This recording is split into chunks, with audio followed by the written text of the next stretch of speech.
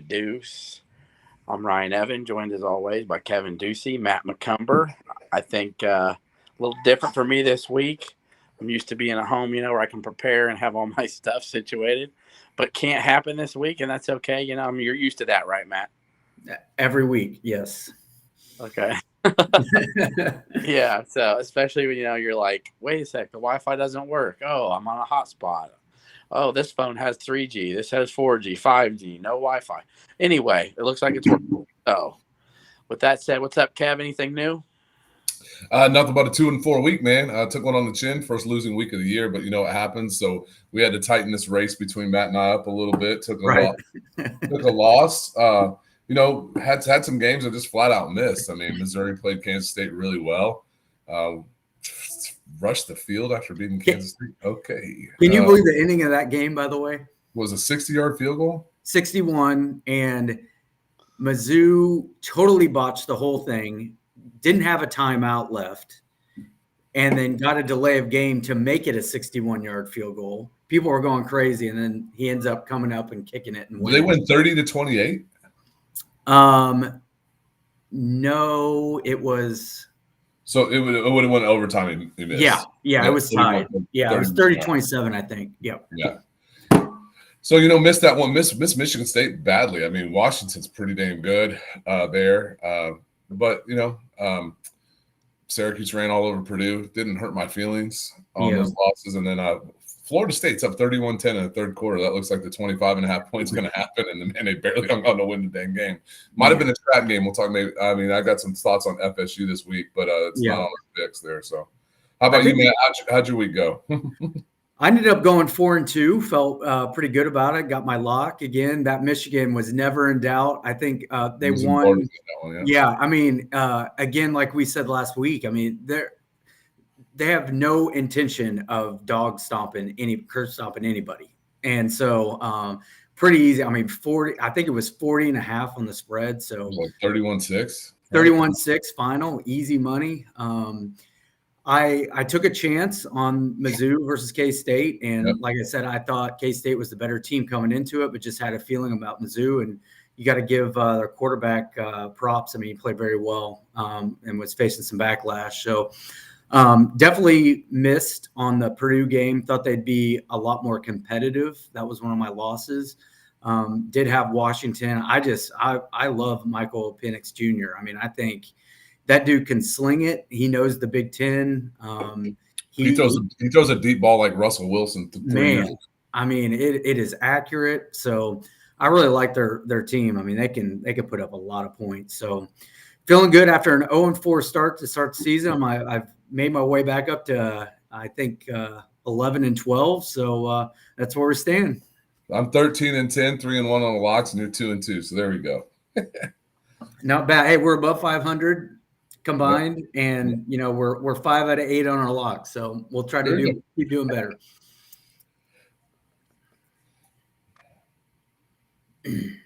Ryan, did we lose you? Maybe lost him. All right, Matt, let's kick this off here. I'll feed you one, and then we'll kick it back. So okay, with first pick of the week, let's look at was Iowa Penn State. Big Ten game. We'll wrap with Ohio State Notre Dame. We'll finish that one as our last pick there. But let's go with Iowa Penn State. What's your thoughts there? Yeah, I'm going to take Iowa plus 14.5 on this. I just think it's way too many points for a game with an over-under is 40. I mean, Vegas is expecting not many points in this game, obviously. 14.5, huge spread. I wasn't too impressed with Penn State last week. I mean, yes, they're very good. They're a top 15, top 10 football team.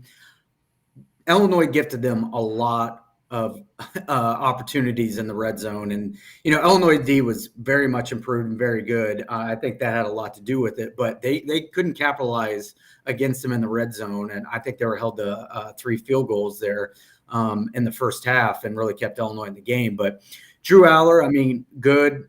Like we had discussed, pocket quarterback. I think Iowa's defense is good enough here to withstand the Penn State offense. I think it's going to be a close game. I think it's going to be smash mouth Big Ten football.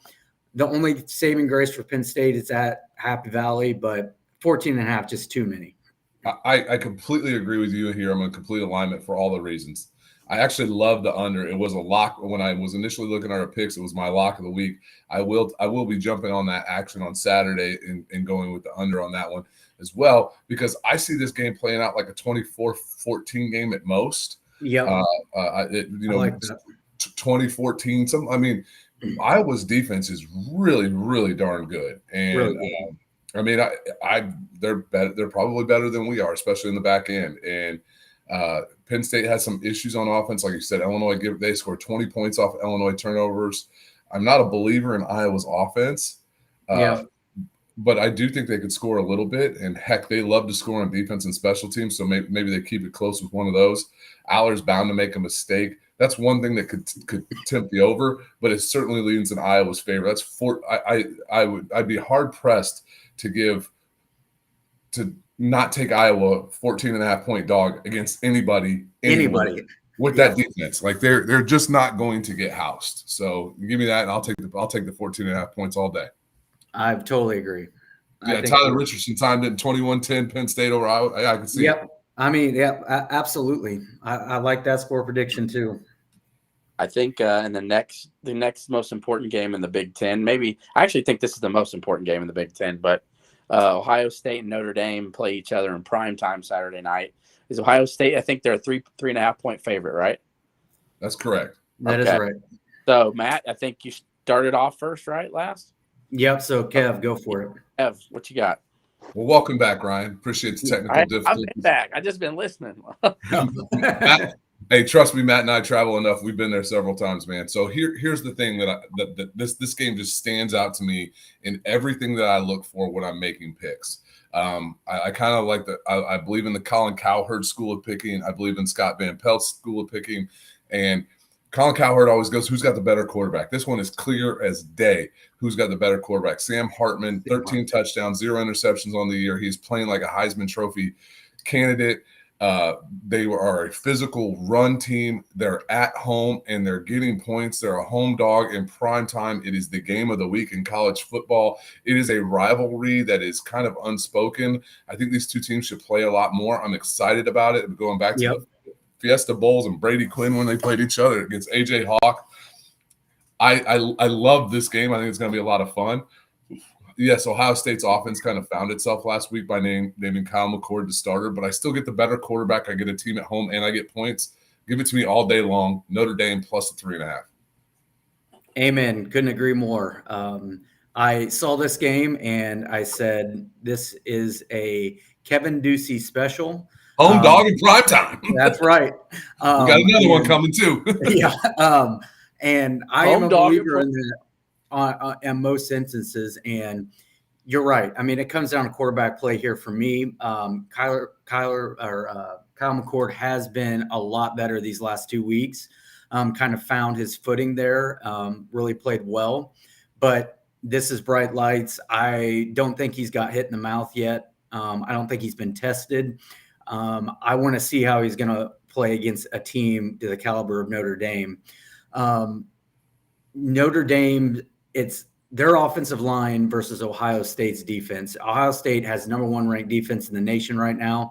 Yes, because of maybe their opponents, but they are creating some havoc.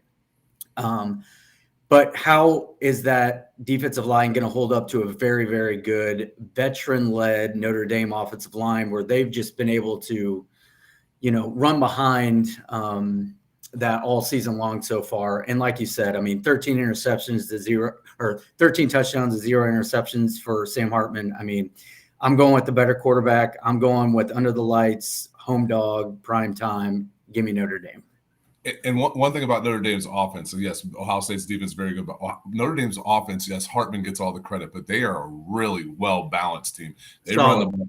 I forgot what the big running back's name is eluding me right now, but they run the ball really well between the tackles. They got a lot, and they got a plethora of backs. So it's going to be a fun game. I see that game being probably mid-20s together. But I love. I mean, Ohio State may win, but they're not going to win by more than 3. I don't think so. Yep. Dustin Carr said, "What up, homie?" That's my A1 from day one. This is my first friend I made in high school. Dustin Carr, what's up, my dude? Nice. Correct me if I'm wrong on this one, but it's Washington State and Oregon State. Oregon State a 2.5-point favorite, or is it 2.5-point favorite? Yes, they are. In Pullman. Okay. Yeah, intriguing matchup here. Obviously, Washington State's a really good club. You kind of saw them manhandle Wisconsin for at least a half. They still held on to win. Oregon State, in my opinion, is the best looking team in the Pac-12. I think they've been more than dominant against, some. San Jose State's not a bad team, and they made them look like crap, just like USC did. But Oregon State has been putting it on everybody. I think, Tua. What is that? DJ Ugalage from yeah, the transfer from Clemson is having a nice little rebirth out there in Oregon State. He really is, and they're looking good. So they're the Pac-12 front runner in my opinion. So this is a tough one though with Washington State, slinging it all over the yard. Matt, what do you see happening in this one?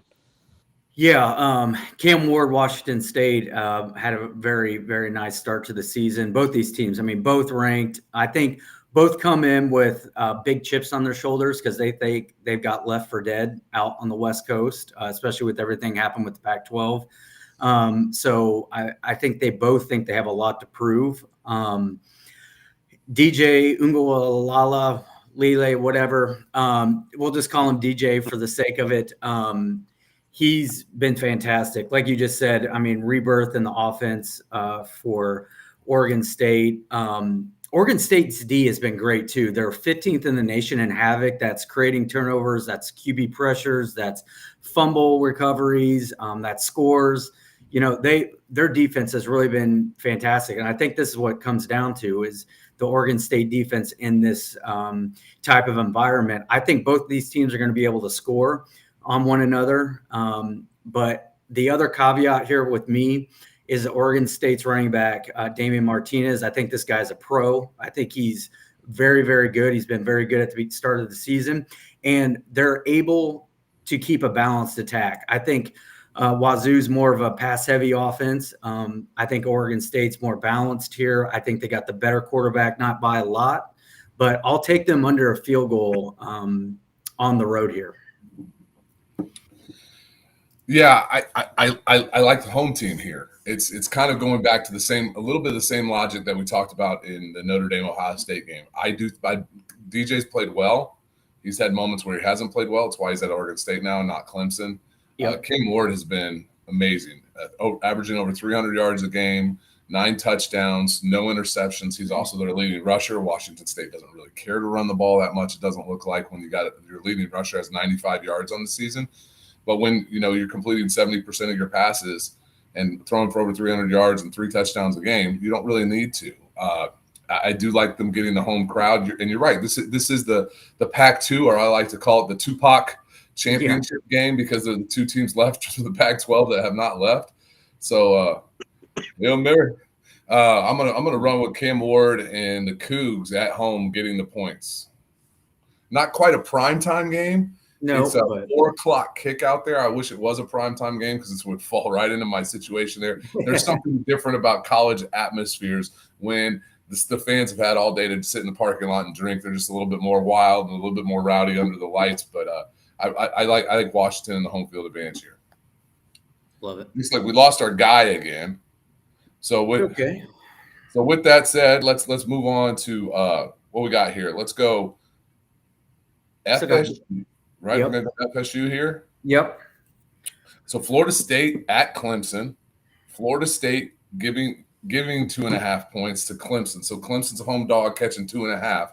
What do you like here, Matt? Well, I'm going to go with Florida State. And the point here, it sounds like reluctantly. I just because of what happened last week at Boston College. Like you said, they were up 31-13 or 31-10. And they committed 18 penalties during the day. They look very undisciplined. I think that's kind of what you get with them sometimes. I think they walked through the second half there. It was 11 a.m. start. The reason I'm taking them this time, I think hopefully this was a wake-up call for them. They've learned a little bit of their lesson. They get another 11 a.m. game this week at Clemson. Yes, it's going to be a tough environment for them.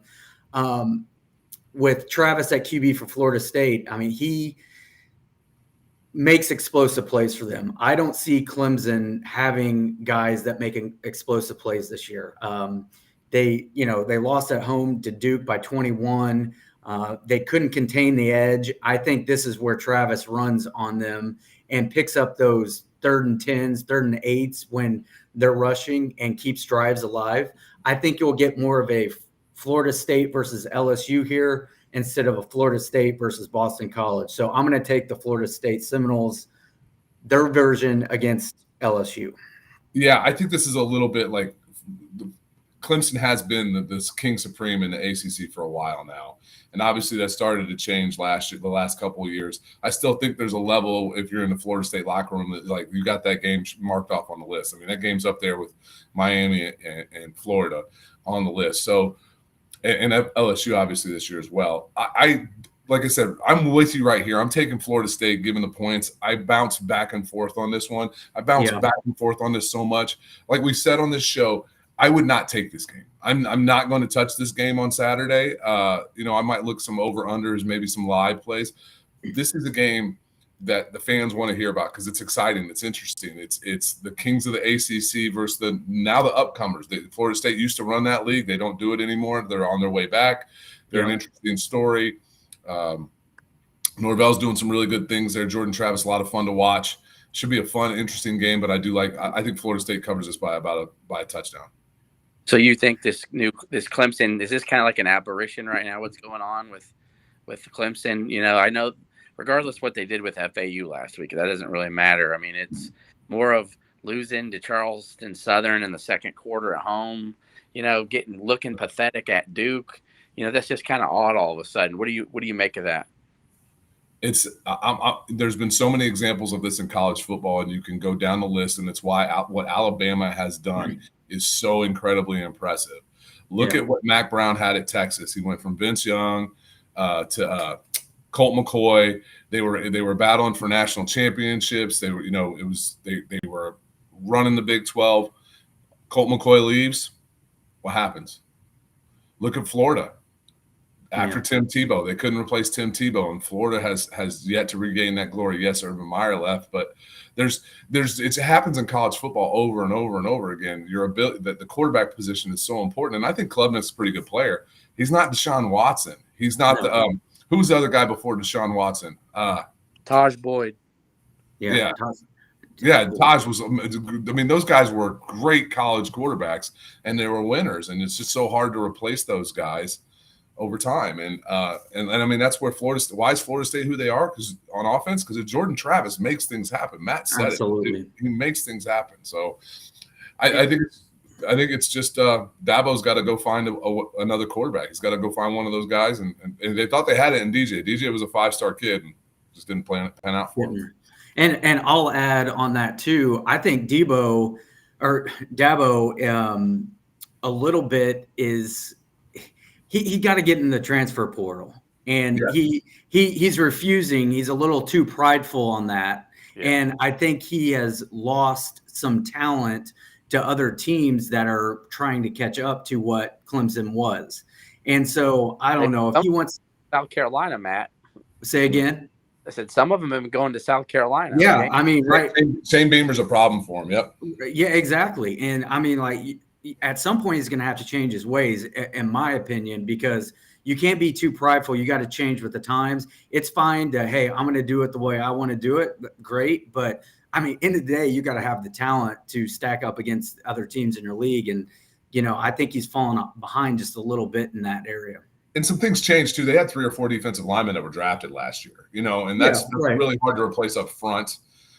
Especially when you don't have the dynamic quarterback play. And good Lord, how did I forget Trevor Lawrence? I mean, Trevor Lawrence was fantastic at Clemson and had them fighting for playoff spots too. So you went 3 guys back to back that had you fighting for national championships and playoff spots.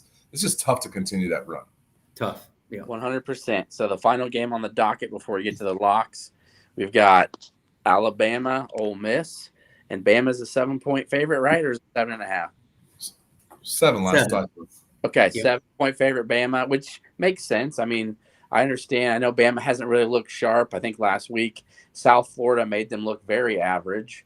And you got an Ole Miss team who went in there and has had tougher schedule. I think they've went in there and played Tulane, and even though they didn't have their starting quarterback, Tulane's a tough team, and they went in there and won by a couple scores.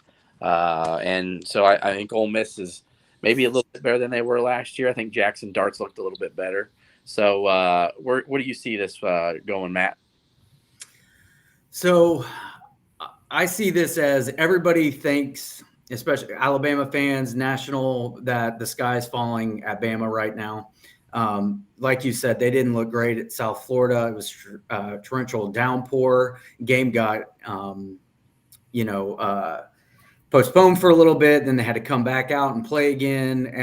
They just looked terrible. And I think this is when Nick Saban shines the most. And he's got them probably believing in that locker room that everybody is against us now. We're no good. They think we've lost a couple steps. We can't compete like we used to, kind of thing. And so in these cases, I take Nick Saban all day, every day. I rarely bet against him. Of course, he's going against a guy in Lane Kiffin who's very familiar with what he's got going on. That helps Ole Miss, but I just see this as a total bounce back. Will Jalen Milroe, will he start now? The QB that they put in last week didn't do much. He was bad. So I don't think they have a choice here. I think Milroe gives them the better chance to win. Ole Miss can score. And I think Lane Kiffin's a wild card here. You never know what he's going to do. But I'll take the slow and steady Nick Saban here, and especially at home. Give me Bama by 10 to 14. All right. Not so fast, my friend. Oh, headgear. Yeah.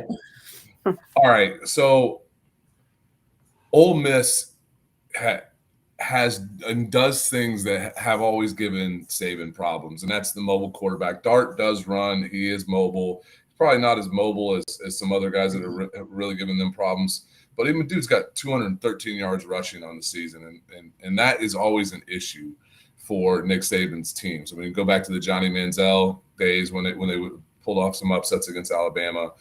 I love what Ole Miss's offense is doing. I think they've got a lot of versatility, and Lord knows Alabama's got some guys that can hit them and do stuff like that.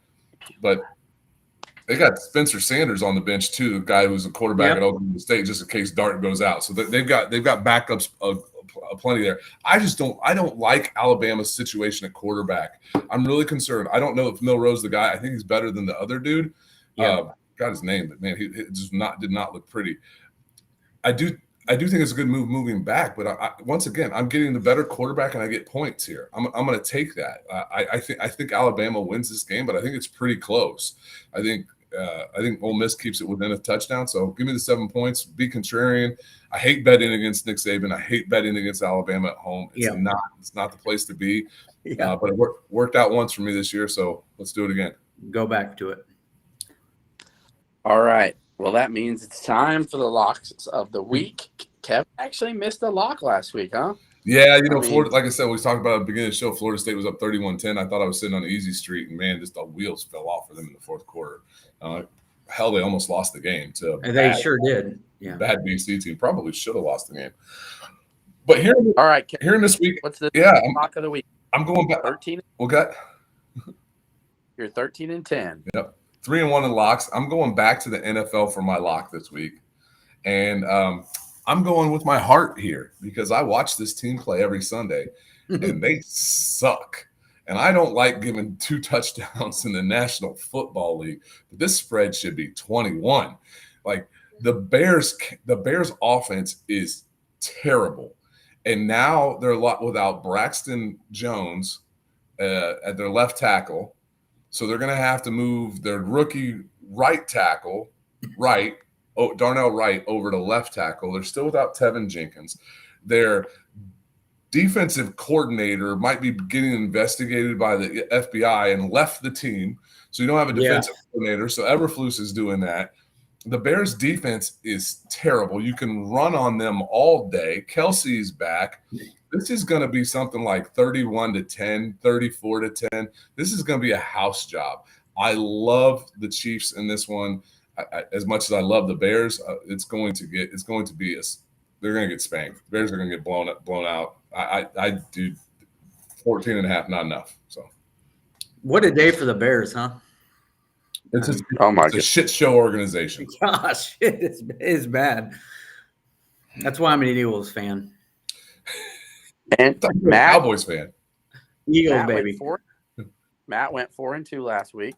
He keeps on moving up. He's now 11 and 12 and 11 and 12 overall, and he's 2-2 on his locks. So, Matt, what's your lock this week? I'm going back to South Bend and Ohio State, Notre Dame. And I know last year this was a very slow, methodical, low-scoring game. I think we see, with the addition of Sam Hartman at Notre Dame, a different style of play, a different pace of play. I'm going Notre Dame, Ohio State over 55.5. I think this will be like 31-27, 35-31, somewhere in there. I know it's a lot of points. I know it's kind of out on the ledge here, but I just think both of these teams have great offenses. Now, they both have good defenses too, don't get me wrong, but I think it'll be more back and forth. I think the talent will show up. Primetime game, I think they're going to show out, and I'll take the over here at 55.5. Right on. Hey, a couple other picks on the schedule here, just to some of the stuff that I do like. We talked about this, Matt, with the Florida State game, that neither one of us would probably jump on that. Kind of like Rutgers catching 24 points against Michigan. Again, Yep. I think the Rutgers defense is really good. The one aspect about this is Harbaugh being back. How does that change the dynamic of the locker room? I think that's a little bit of the Michigan State one. I thought that this was going to be the week where Michigan State last week was going to their rally. Maybe Michigan State rallies the troops this week, but I don't like that 7.5 point number. Northwestern Minnesota under 38.5. I'm going to stay with Minnesota and unders until otherwise. I don't think Northwestern's going to score but a touchdown there. And Northwestern's defense is not good, but it's not great. It's not bad. It's interesting in that one there. So there's a couple other games. And then, of course, the Duce special, the Fade the Duce special. Purdue catching 5.5 points at home on a Friday night against Wisconsin. I kind of like it. I think the number's too big. I know I went with them in a primetime game last week, but this is a little bit more of a home dog in primetime. Home dog in prime time on unique nights is even more favored. Like a Friday night, that crowd's they're going to be lit. They're going to be drunk. They're going to be going crazy in Ross-Ade. They don't have any love for Wisconsin. I think they keep it close. Yeah, Matt, what do you like this week? Yeah, we appreciate you, Tyler. All the comments. You've seen the comments that he's been leaving. Kev. Oh yeah, my man DC's all over this, man. Spring break '99. What's up, buddy? Hey Matt, you got any late night Mountain West action? Man, I'm looking right now. I'm going. Those are the fun ones, man. I'm like, everybody else is in bed, and I'm like watching CBS Sports Network at midnight. Seeing what's on. I always love a good Hawaii special off the mainland here, and I lost on them earlier in the season in New Mexico State. New Mexico State is traveling out to Honolulu to face Hawaii. Last game of the night. If you're in trouble, you're trying to make some money back, this is your chance. I'm going Hawaii -3 at home versus New Mexico State. I like that one. That's just a little, little sprinkle there for you. All right. That's good, man. That's the good stuff. Those late night games that maybe most people won't pay attention to. What's the San? You know what? I don't even know who they're playing, but who's San Jose State playing this week? Can you see? To go find that one and go search the because for that one. They're primed to beat up somebody because I'm looking right now because they've had a tough schedule. At USC, Oregon State, then they had to go at Toledo, and they lost a close one to the Rockets. So they have not played an easy schedule, and they're a good team. And I've watched all three of those games. And this is contrary to what I like to pick, but USC giving 35.5 to Arizona State. Arizona State's bad. Bad. That's a bad team. They had great helmets. Bad team. I made a mistake earlier. I think USC was like a 40-point favorite at home, and they just curb stomped somebody. And I mean, I think they can score at will when they want. San Jose State is at home versus Air Force this week. Okay. Woo! They finally get a home game here. What's the line on that? It is 4.5 Air Force. Okay. I'm telling you, take San Jose. Take San Jose State. That over under is 46.5. I might take a look at that because Air Force has been scoring. They're 3-0. Yeah, I know they played San Jose State's played a tough schedule. I'm telling you, Air Force isn't going to have anything that they haven't seen already. Yeah. Arizona State's or Air Force has already scored 42 points and 39 points in 2 of their 3 games. So, I mean, they have the ability. So at 46 that seems a little low to me, but. All right. Any more last ones real quick? And you guys both think Illinois rebounds and they cover the 15.5 against FA? I do. Yeah, I do. I think they should. I mean, Casey Thompson out. And I tried not to say anything too awful on Sunday, but their backup quarterback's a guy built like me who wears gloves, and I'm like, that's just not a combination of success. I don't think against Seth Coleman and Johnny Newton, but I just feel like the defense is going to be fired up. That's for sure.